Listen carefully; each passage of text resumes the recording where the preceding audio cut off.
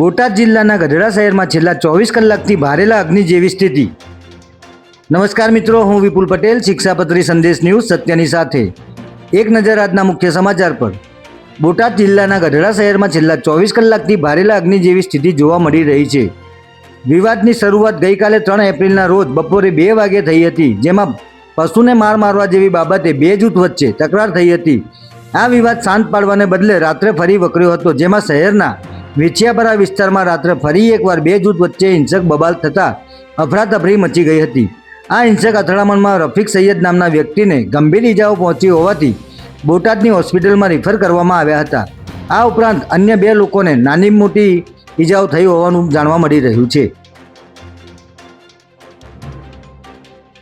ઘટનાના પગલે જિલ્લા પોલીસ વડા સહિતનો મોટો કાફલો ગઢડામાં ઉતારી દેવામાં આવ્યો છે, જેમાં ઘટનાની જાણ થતાં જ બોટાદ એસપી ધર્મેન્દ્ર શર્મા, ડીવાયએસપી મહર્ષિ રાવલ, એલસીબી અને એસઓજી સહિતની ટીમો તાત્કાલિક ઘટના સ્થળે પહોંચી હતી અને પરિસ્થિતિમાં કાબૂ લીધી હતી। આ ઘટના બાદ પોલીસ દ્વારા વેચિયાપર વિસ્તારમાં સઘન કોમ્બિંગ હાથ ધરવામાં આવ્યું છે, જેમાં બંને પક્ષો સામસામે 2 મહિલા, 1 સગીર સહિત કુલ 11 લોકો સામે ફરિયાદ દાખલ કરી પોલીસે અત્યાર સુધીમાં કુલ 9 લોકોની અટકાયત કરી હોવાનું જાણવા મળી રહ્યું છે। અત્યારે ગઢડાના અસરગ્રસ્ત વિસ્તારોમાં અગમચેતીના ભાગરૂપે પોલીસ ફોર્સ તૈનાત રાખવામાં આવી છે। જય હિન્દ, જય ભારત।